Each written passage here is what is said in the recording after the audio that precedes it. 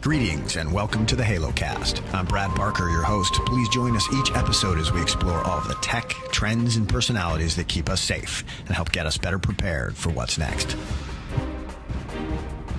Hi, this is Brad Barker, and this week on the HALOCAST, our special guest is Harold Wolport, who's the president of Avelius Corporation, a rather innovative company out of Sydney, Australia, that has a very unlikely partner in using software to save lives in crisis. Hello, Harold Wolport. How you doing? I'm great, Brad, and how are you doing? I'm doing perfect. So where are we reaching you right now? I'm here in the office in Sydney, Australia. Nice. Beautiful day. It's great. It's around about sort of almost 80 degrees outside. You know, I'm headed your way. I'm headed your way first week of December. I've been invited to speak at one of the cybercrime conferences that you guys are doing. So I'm going to be back, and hopefully we can get back to Darling Harbour and maybe check out a couple of those restaurants again. That was a blast. Sounds a great idea. So I wanted to just take a couple of minutes, and I appreciate you being spontaneous. And unfortunately, you lost the bet and answered your Skype this morning. So I've hijacked you, and that's a good thing. And told you that we're going to go ahead and do what we're calling the HALOCAST now. So we've done a series of these. I just finished interviewing the chief of police for Los Angeles PD's counterterrorism unit, who's one of our keynote speakers for the Halo Summit that we're doing, gosh, in 3 weeks now. So we'll probably launch this just before the summit or even during the summit, which is over Halloween, which is going to be fun. But one of the reasons that I wanted to sort of get you on here and pick your brain is, number one, you and I met.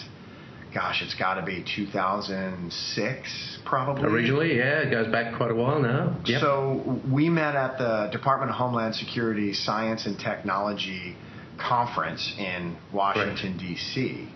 Yes. And you showed me something that I still am trying to get through my thick skull. But in essence, what you and your team over at Avelius in Australia have done is taken, in my layman's terms, the behavior of fluid dynamics in a specific situation and applied that to how humans in a crowd will behave and migrate and move through buildings and roads and streets and pathways.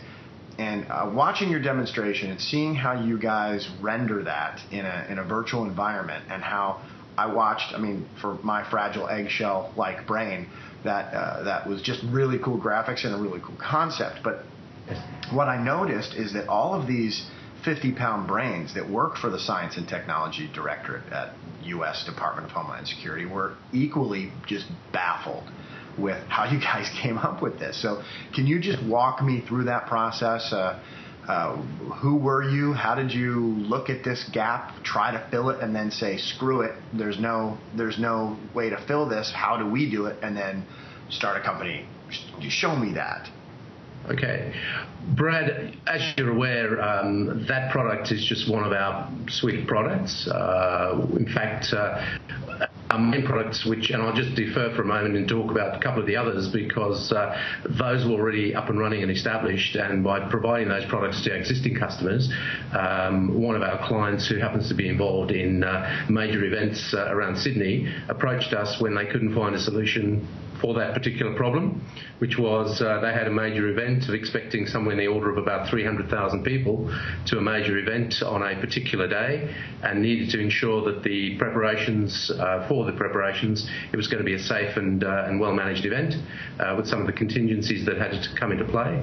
So they approached us, we took a look at it, and with much of our simulation experience, developed for them the solution for that particular occasion, but realised there was a greater need, so effectively created a product out of what was the original founding of the event.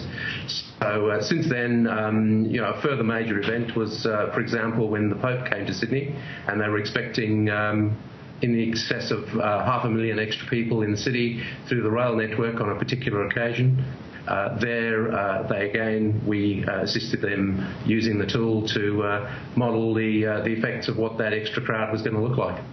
So you have built a sort of crowdsourcing, crowd behavior simulation mechanism. Correct. So tell me how water came to be the standard that you compare human behavior to. Okay. Well, I'd like a couple of our technical guys to be sitting here, but if you like at a high level, I didn't really give you enough time. No way. I'm not going to let you read off of a cue card. We have the presidential debates happening. I'm not writing on any cue card. As we know, this is spontaneous. Right. Fluid does behave in many ways the way people behave. In fact, one of the professors at a university who specialises in crowd dynamics, he was most impressed in that the pulsing effect that you would normally see in a crowd actually came through in the models. And the other aspect was, after we had the real event, we took the actual crowds and married them against what the simulation had looked like, and it was pretty uncanny as to how close they came to look similar in the flow. But fluid actually behaves in the sense of, if you took fluid and actually threw a hose, and actually, a water jet under pressure, all those molecules of water behave in similar ways to how crowds might go through, for example, through a pinch point.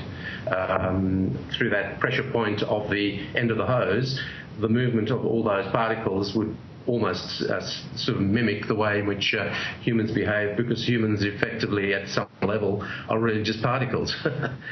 Maybe very intelligent particles, but particles nevertheless. So you get choke points, you get increased velocity, you get back eddies, and you just mentioned the pulse effect. Yes. So you get ripples of people. Correct. Well, that explains... The other dynamic is obviously adding the aspect of crowd behaviours. So a peaceful crowd may behave very differently to an aggressive crowd that might be going, say, for example, to a football match or to something that is more aggressive. Might be a demonstration or something like that. Or rugby, but there the behaviour of the crowd might be a bit more intense, and therefore the reactions of how people interact with each other may be different. So each of the agents are intelligent, and the software allows it to be programmed to allow those behaviours to be demonstrated. So we can see kind of the movement of that large mass of people and how they may come together. Interesting. Now, when did you launch this product, and who is your customer? Who did you launch this for? Well, the original iteration was for a Department of Transport here in New South Wales. It's Australian government, that's correct, our state government. Since used by another agency within the state government, and we're now having some very advanced discussions with another entity. I can't talk about much of the detail right now, but a very major organisation that is looking to, if you like, capture some of that learning and provide it on a much greater scale. So what do you call this? Product's called Crowdflow, and obviously it speaks for itself. Name speaks for itself.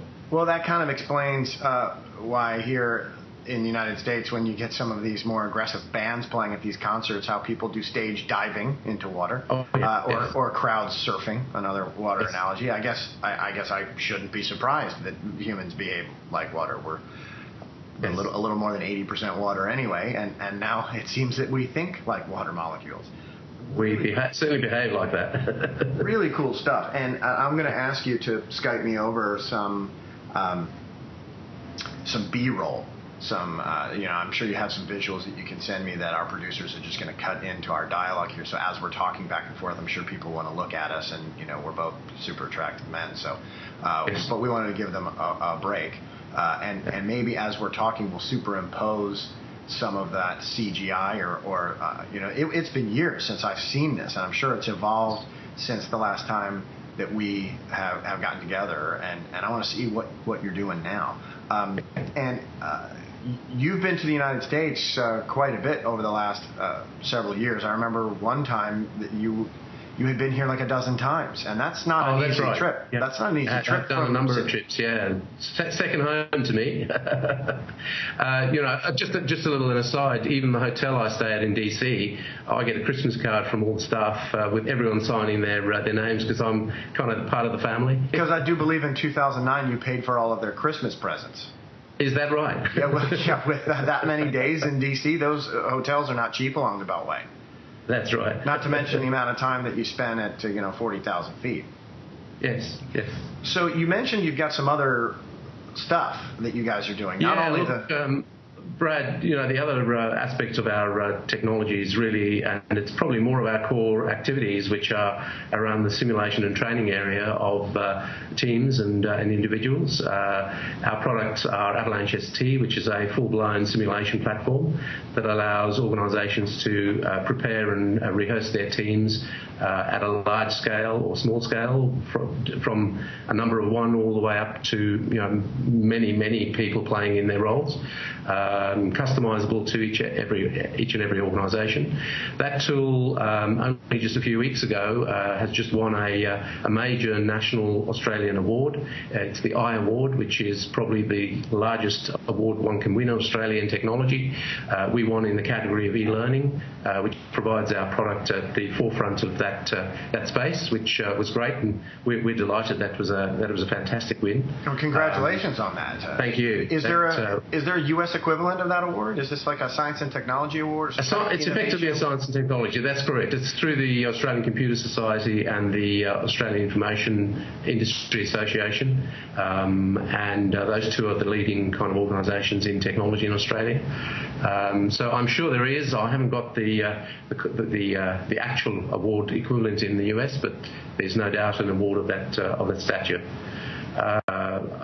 For that award, we actually put a case study together, which in fact was for the Telstra organisation. Now, Telstra is our largest national telecommunications carrier, and Telstra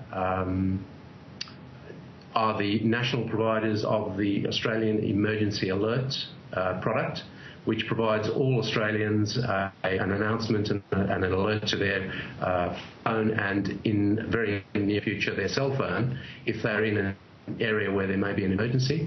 So they have to train their own people on how to deal with these low frequency, high impact events, which are really important that they get right first time. And Telstra implemented our solution and found it to be an invaluable addition to their training regime. They couldn't train end to end in how they provided not only the product solution to their customer, but how all the people who had to do the job actually did the job end to end, including all the telecommunications, all the communications, all the human communications, as well as dealing with a bunch of complex systems that they use in their own organisation, and how did they string that all together and provide it to their trainees. So our solution, Avalanche ST, enabled them to put it onto our platform and create their own scenarios and allow them to do it pretty much the way they want to do it. Give me an example of give me a scenario where this might be implemented, because what you're telling me sounds like it's similar to like an E911 on steroids that we have here in the United States for mass notification that we're just experimenting with. I mean, I think Verizon is the only company that really has a dog in that fight right now, because they've just got such a massive network, and it's not an opt-in kind of a thing. You can't sign up for it. In fact, in a couple of ways, the telco here, the wireless company here in the U.S. is hijacking people's phones as they're beta testing it.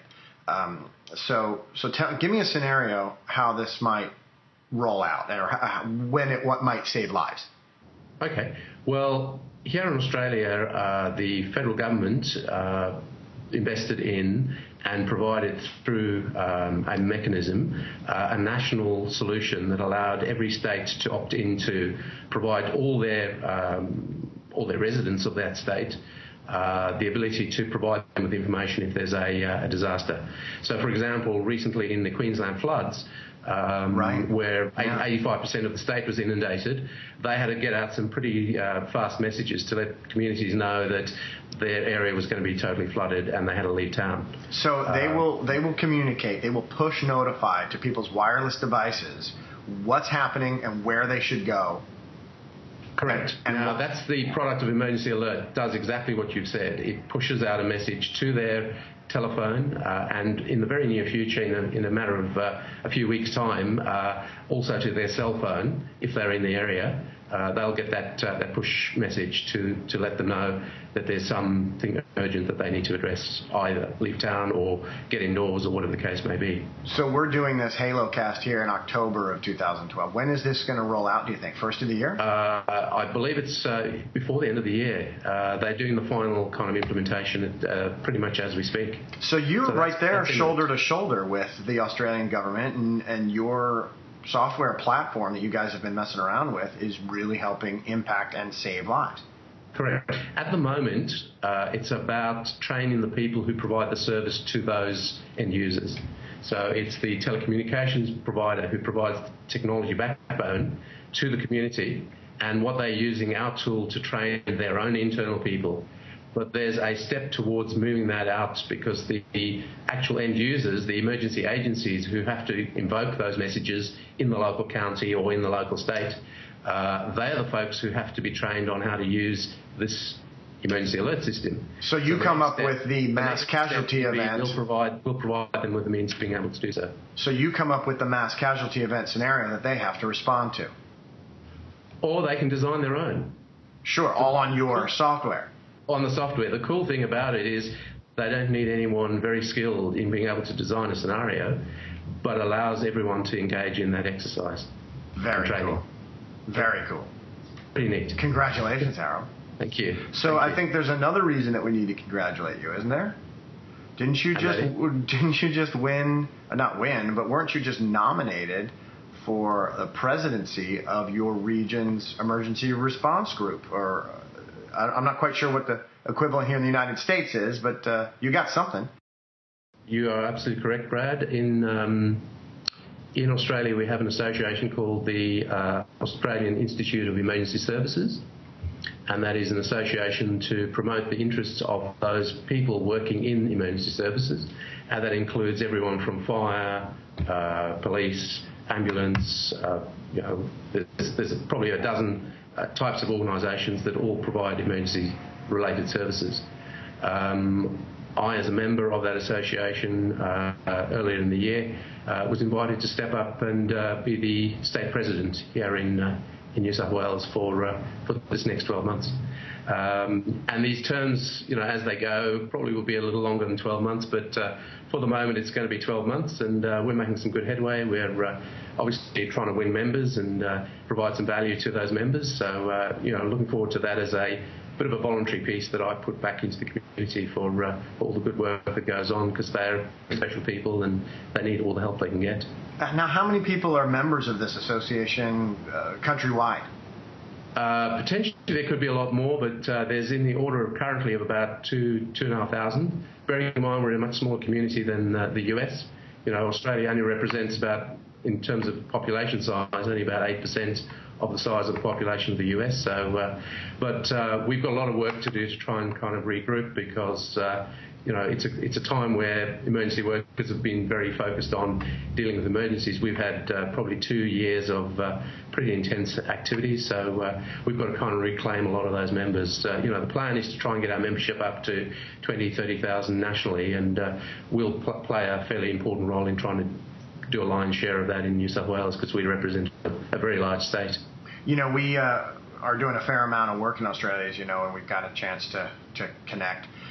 The analogy that I give to folks here in the U.S., because not everybody gets to be lucky enough to come down under as frequently as we do, but Australia, in essence, is the size of the United States with the population of Los Angeles.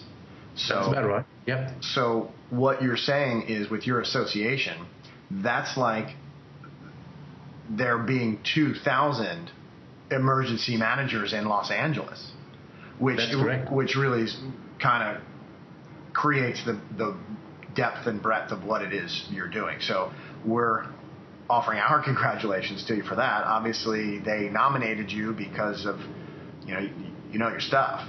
And I can't wait to see how you impact this group. And we'd love to find out a little bit more about it, so that we can put it in Harbinger and show some folks around the world that subscribe to the Harbinger who you are, what you're doing, how you're doing it. And I'm certain that there's some fruit that can come out of that, because, I mean, gosh, Australia just seems to not be able to catch a break on the disaster side of things. I mean, you guys you're almost like a disaster laboratory over there with respect.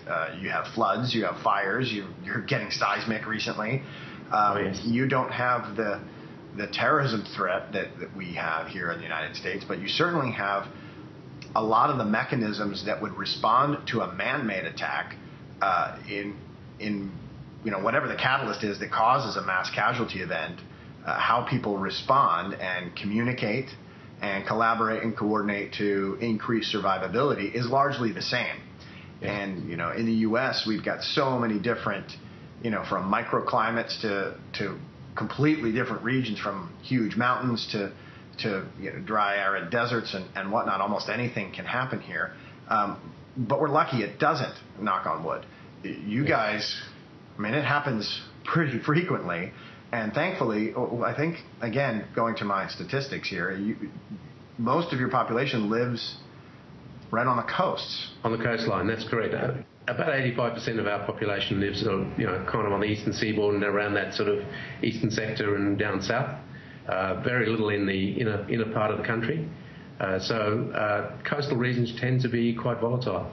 Lots of storms. Yep. What is the big threat? What is the emerging threat for Australia? Well, the major threats really are around fire and flood, bush, wildfire, as you call them. We call them bushfires. You call them wildfire.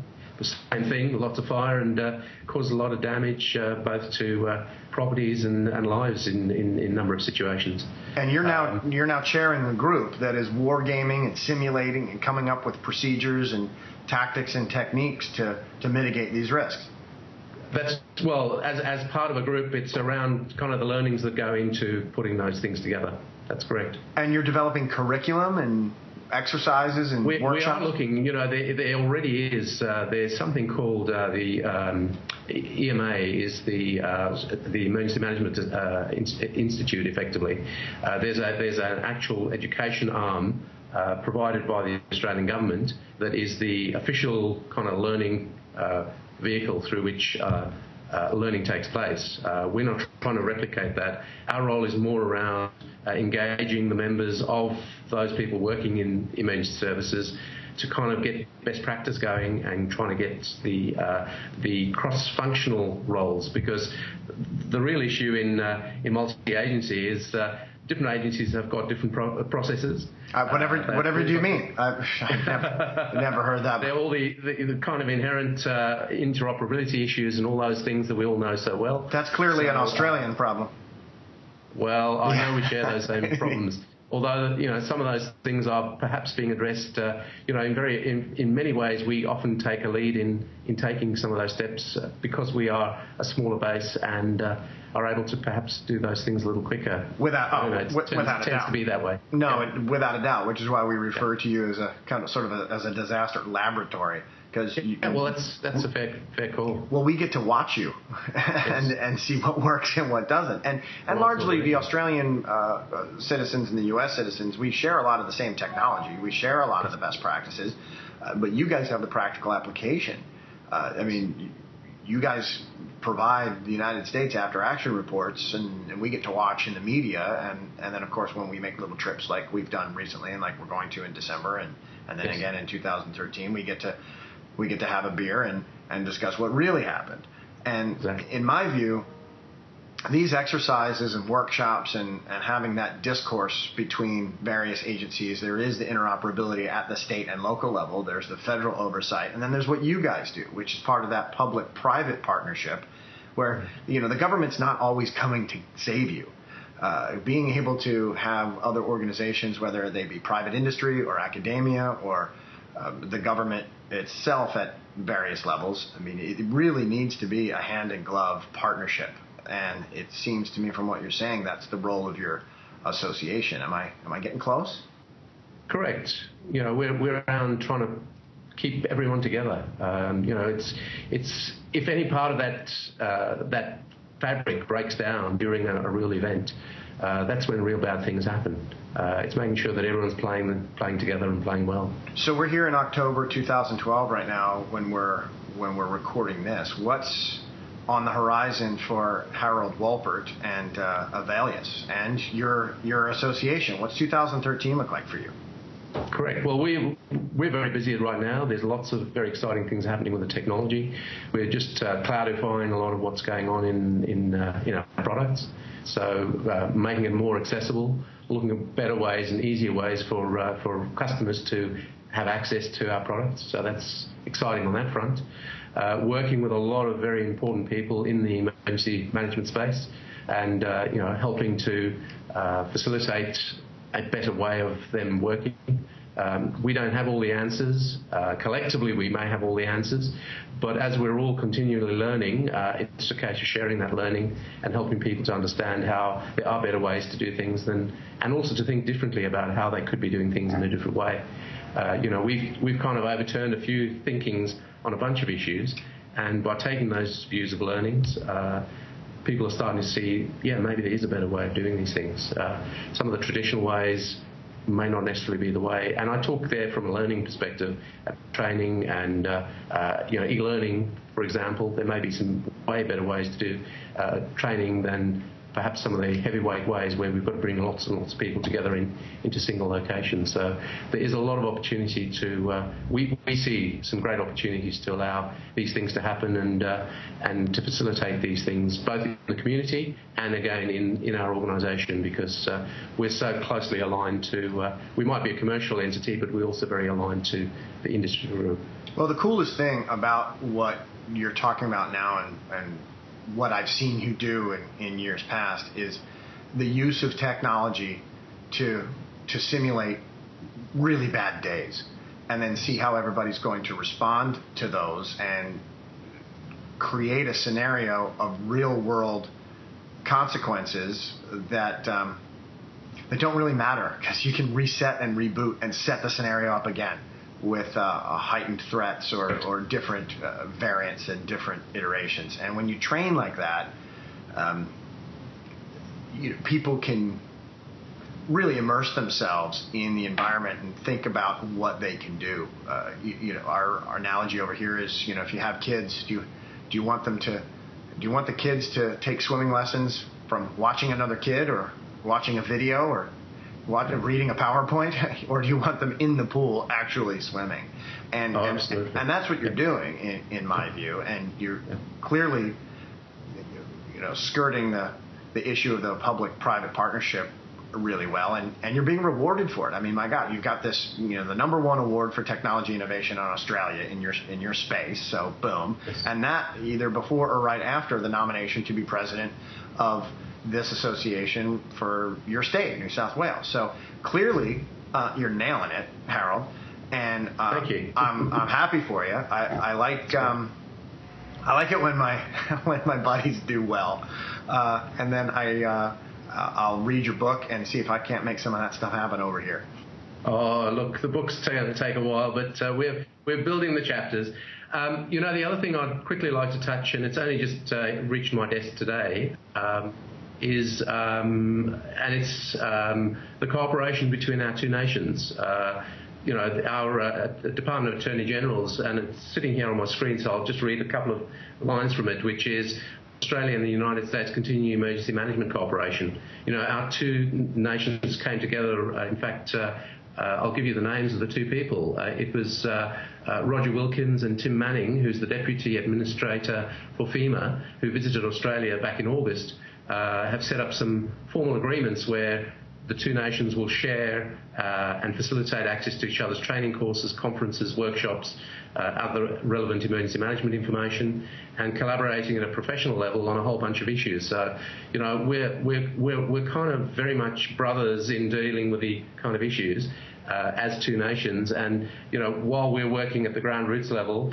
our administrators are also kind of doing the handshaking and making sure those formal pieces come together. So, the work that you and I are doing, I think, kind of is testimony to the fact that it's happening at every level, which is great. It's wonderful to see we're all getting the support and that the cooperation continues.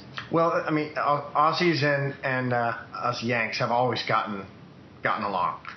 There's been a tremendous amount of support that we've gotten from your special operations community for some of the things that the U.S. is doing globally, and we'll always be in your debt for that. You guys have had our back, and the fact that when we're talking about domestic preparedness and emergency response and disaster management, the fact that we're collaborating in that way is just natural. So it's good to see that it's hitting the policy level, and we've got some documents in place. And I think that there's some things based on that you and I should be doing, Harold, personally, and then also between Halo and Avelius. Let's figure this out. Absolutely. I'll see you in December, Harold. And so what I'd love to do is go back to the harbor and walk that restaurant row with you and pick a place, and let's plan on a cocktail napkin how we're going to save the world. Fantastic. Even see if we can get you on the water. Let's do it. Awesome. I know you like being on a wave somewhere. on a without a simulator. Let's do this for real. We have to do it for real. Awesome. Harold, I appreciate it. You totally won the Spontaneous Award. I completely snuck up on you, and this is awesome. I'm with Harold Wolport, who's the president and CEO, founder of Avelius, and I appreciate your time. Brad, it's great talking to you. Look forward to catching up when you come to Sydney soon. Looking forward to it. Talk to you soon. Well, that's it for today. Thanks for tuning in. I just want to make you aware of another way you can get a lot more granularity and detail about the topics that we discuss here on the HALOCAST, and that's from our magazine, The Harbinger. This goes out to local, state, federal law enforcement, military, members of the intelligence community, and of course, listeners to the HALOCAST. If you want more information on how to sign up, go to our website, which is www.thehalocorp.com. Once you're on our homepage, click Harbinger, and there you can see about a year's worth of archived episodes and issues that include a lot of the same subject matter that we cover here on HALOCAST. Thanks very much. We'll see you next time.